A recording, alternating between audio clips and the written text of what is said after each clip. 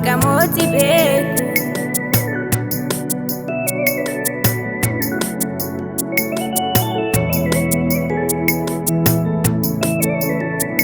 Hibboo hibibii namoota kan namni kun dandeenye Yesuus waaqa samiteetu qabannee sitti dhiyaanne. Duraan isa dhaasyo taa'e namoonni si abdateeti.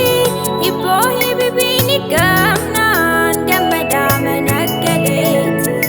Hibboo hibibii ka hiiku, hibboo hibibii ka hiiku Yesuusi waaqa mootii beeku. Hibboo hibibii ka hiiku, hibboo hibibii ka hiiku Yesuusi waaqa mootii beeku.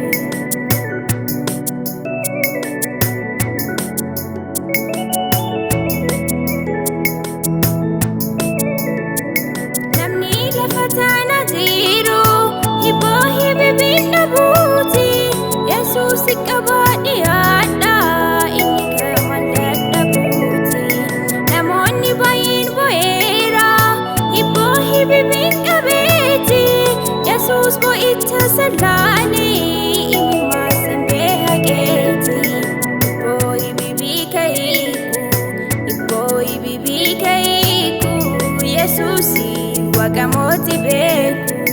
Hibboo hibibii ka hiiku, hibboo hibibii ka hiiku Yesuusi waaqa mootii beeku.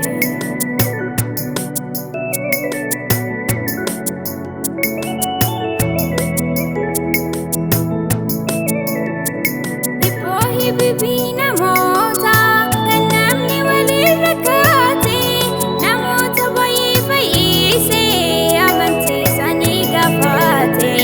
Namootaaf naftoota laali Yesuus bira hin dhufuuti.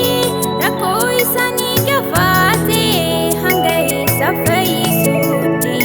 Hibboo hibibii ka hiiku, hibboo hibibii ka hiiku Yesuusi waaqa mootii beeku. Hibboo hibibii ka hiiku, hibboo hibibii ka hiiku Yesuusi waaqa mootii beeku.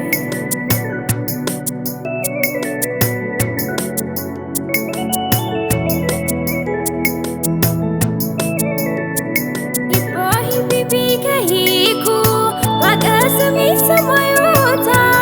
Namni maal hiikuu danda'a mabdannaa gara namoota.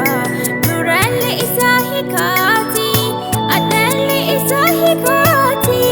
Hibboo hibibii namootaaf abbaa Yesuus ta'eeti. Hibboo hibibii ka hiiku, hibboo hibibii ka hiiku Yesuusi waaqa mootii beeku. Hibboo hibibii ka hiiku, hibboo hibibii ka hiiku Yesuusi waaqa mootii beeku.